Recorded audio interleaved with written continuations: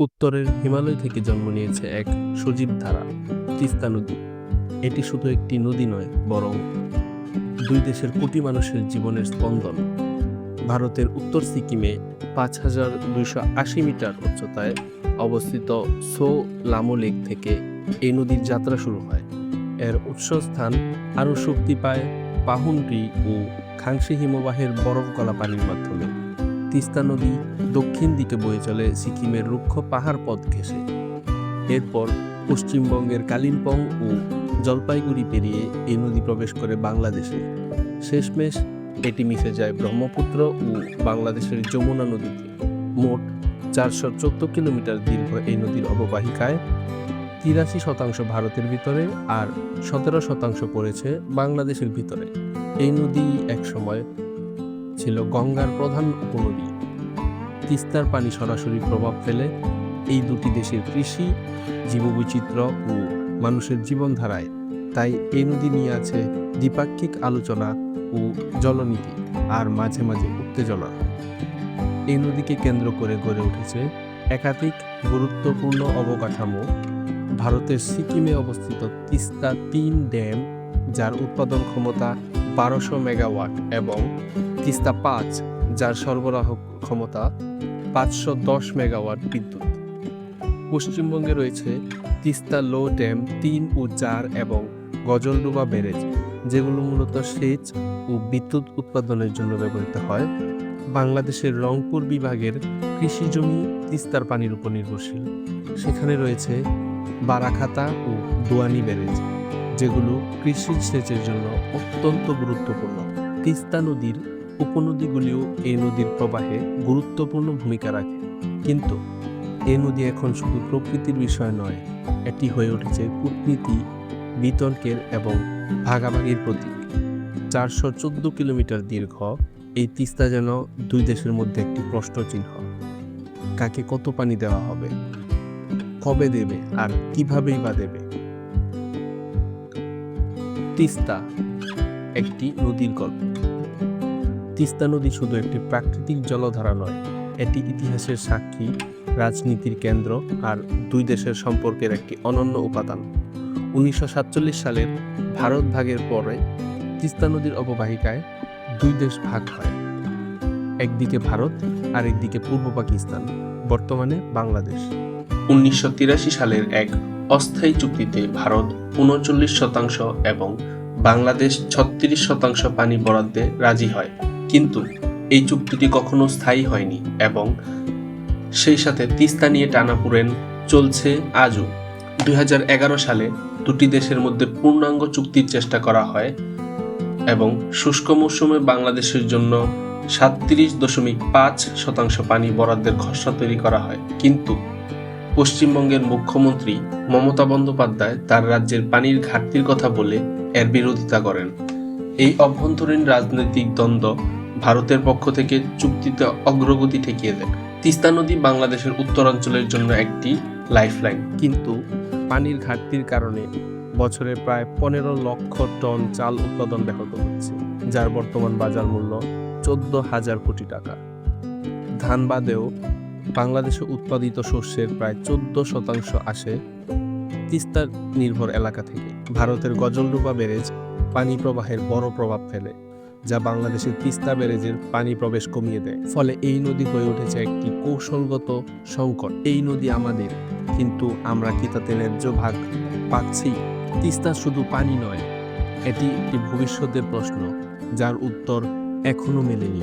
আমরা যদি কিছু পরিসংখ্যান লক্ষ্য করি, তাহলে দেখতে পাবো তিস্তা নদীর উপর বাংলাদেশ ও ভারতের মোট 7টি প্রকল্প বাস্তবায়ন করা হয়েছে। ভারতের অংশে মোট 3টি জলবিদ্যুৎ প্রকল্প এবং একটি ব্যারেজ নির্মাণ করা হয়েছে পানি নিয়ন্ত্রণ করার জন্য, এবং বাংলাদেশের অংশে 2টি সেচ প্রকল্প এবং একটি বন্যা নিয়ন্ত্রণ প্রকল্প বাস্তবায়ন করা হয়েছে, এবং একটি প্রকল্প গ্রহণের প্রক্রিয়াধীন রয়েছে।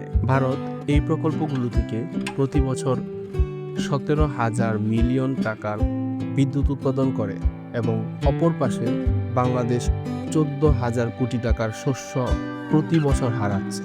তিস্তা নদী নিয়ে দীর্ঘদিনের সমস্যার পর বাংলাদেশ এবার এক নতুন সম্ভাবনার পথে হাঁটছে। চীনের সঙ্গে যৌথভাবে একটি বৃহৎ পানি ব্যবস্থাপনা প্রকল্প $1 billion Teesta river comprehensive management and restoration প্রজেক্টের আওতায় নদী খনন, বাঁধ নির্মাণ, তীর সংরক্ষণ ও আধুনিক সেচ ব্যবস্থা গড়ে তোলার পরিকল্পনা গ্রহণ করা হয়েছে। চীনা অর্থায়নে নির্মিত হবে আধুনিক হাসপাতাল ও অবকাঠামো। প্রায় 7.5 লক্ষ হেক্টর জমি পাবে সেচ সুবিধা। ফলে শুষ্ক মৌসুমে কৃষি উৎপাদন বাড়বে প্রায় 20%-এরও বেশি। এই প্রকল্পে 20,000-এর বেশি মানুষের সরাসরি ও পরোক্ষ কর্মসংস্থান হবে। ভারতের দৃষ্টিতে এটি শুধু একটি প্রকল্প নয়, বরং দক্ষিণ এশিয়ার চীনের প্রভাব বিস্তারের পদক্ষেপ। তিস্তা ভারতের পশ্চিমবঙ্গ হয়ে আসে বাংলাদেশে, তাই এই নদীর বিষয়ে ভারতকে পাশে রাখা কূটনৈতিকভাবে অত্যন্ত গুরুত্বপূর্ণ। তিস্তার তীরবর্তী লক্ষাধিক পরিবার নদী ভাঙনের শিকার। এই প্রকল্প বাস্তবায়িত হলে নদীর গতিপথ নিয়ন্ত্রণ করা যাবে এবং এর মাধ্যমে সামাজিক স্থিতিশীলতা ও নিরাপত্তা নিশ্চিত হবে। তবে এই প্রকল্পে বিদেশি বিনিয়োগের পাশাপাশি স্বচ্ছতা ও রাজনৈতিক ভারসাম্য বজায় রাখা অপরিহার্য। বাংলাদেশকে বুঝতে হবে, এটি শুধু একটি অর্থনৈতিক চুক্তি নয়, এটি একটি ভূরাজনৈতিক সিদ্ধান্ত। তিস্তা এখন শুধু একটি নদী নয়, এটি বাংলাদেশের উন্নয়নের প্রতীক হতে পারে। যদি কৌশল, স্বচ্ছতা ও আস্থা বজায় রাখা যায়, এই প্রকল্প বদলে দিতে পারে একটানা বঞ্চিত একটি অঞ্চলকে আর উন্মোচন করতে পারে একটি নতুন সম্ভাবনার দিগন্ত। নদী কেবল প্রকৃতির উপহার নয়, এটি একটি কূটনৈতিক অস্ত্র। তিস্তার পানি এখন কেবল কৃষি বা জীবিকার প্রশ্ন নয়, বরং এটি হয়ে উঠেছে দক্ষিণ এশিয়ার শক্তির ভারসাম্য নির্ধারণের অনুঘটক। চীনের অংশগ্রহণে প্রকল্প বাস্তবায়নের ঘোষণা ভারতের জন্য এক ধরনের কৌশলগত অস্বস্তি তৈরি করেছে।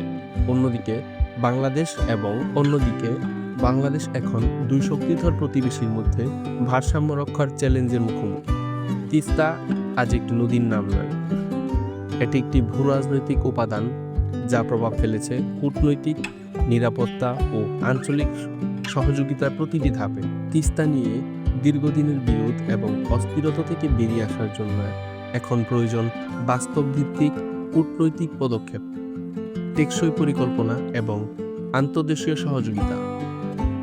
প্রথমত, স্থায়ী পানি বন্টন চুক্তি ছাড়া দীর্ঘমেয়াদী সমাধান সম্ভব নয়। বাংলাদেশ ও ভারতের মধ্যে 1996 সালে গঙ্গা চুক্তির আদলে তিস্তা নিয়েও একটি স্থায়ী এবং বৈজ্ঞানিক তথ্যনির্ভর চুক্তি এখন সময়ের দাবি।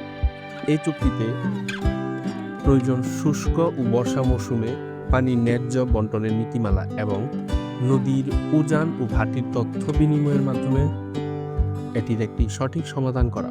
দ্বিতীয়ত, চীন সহায়িত তিস্তা পানি ব্যবস্থাপনা ও পুনর্গঠনের প্রকল্পটি বাস্তবায়িত হলে উত্তরাঞ্চলের নদী ভাঙন, খরা প্রবণতা এবং সেচের ঘাটতি অনেকটাই কমে আসবে। প্রায় $8 বিলিয়ন মূল্যের এই প্রকল্পে নদীর গভীরতা বাড়ানো, বাঁধ নির্মাণ, নতুন খাল খনন ও আধুনিক সেচ অবকাঠামো গড়ে তোলা হবে। এর মাধ্যমে প্রায় 7.5 লক্ষ হেক্টর জমিতে সেচ পৌঁছানো সম্ভব হবে। তৃতীয়, প্রকল্প বাস্তবায়নের মাধ্যমে আঞ্চলিক যোগাযোগ ও বাণিজ্য বৃদ্ধি পাবে।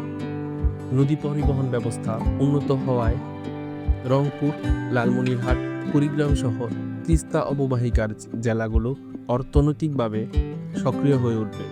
বাংলাদেশ চাইলে এই প্রকল্পকে একটি ত্রিপক্ষীয় অংশীদারিত্বের রূপ দিতে পারে, যেখানে ভারত ও চীন উভয়েরই অবদান রাখতে পারবে এবং কৌশলগত স্বার্থ বজায় রাখবে। চতুর্থত, পরিবেশগত টেকসইতা নিশ্চিত করতে হবে। যে কোনো উন্নয়ন প্রকল্পে নদীর স্বাভাবিক প্রবাহ, জীববৈচিত্র্য ও স্থানীয় জনগণের জীবনধারাকে অগ্রাধিকার দিতে হবে।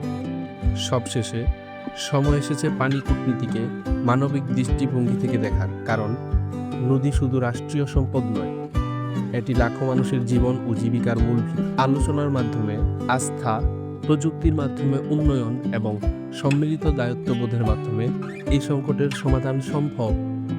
তিস্তা এখন কেবল একটি নদীর নাম নয়, এটি হয়ে উঠেছে আমাদের ভবিষ্যতের প্রতিচ্ছবি। এই নদী আমাদের জল, জীবন এবং সম্ভাবনার গল্প বলে। সময় এসেছে উপেক্ষা নয়, উদ্যোগ নেওয়ার। সমাধান একটাই: সম্মান, সহযোগিতা আর মানবিকতা। তুমি যদি মনে করো এমন গুরুত্বপূর্ণ ইস্যুতে আলোচনা দরকার আছে, তবে এই ভিডিওটি শেয়ার করো আর কমেন্টে জানাও তোমার চোখে তিস্তার ভবিষ্যৎ কেমন হওয়া উচিত। আর এমন আরও বাস্তবমুখী ভিডিও পেতে চাইলে সাবস্ক্রাইব করে পাশে থাকো। এই ছিল আজকের মতো। পরের পর্বে দেখা হবে আবারও কোনো সত্য বাস্তবতা নিয়ে। ভালো থেকো, ভাবনায় থেকো।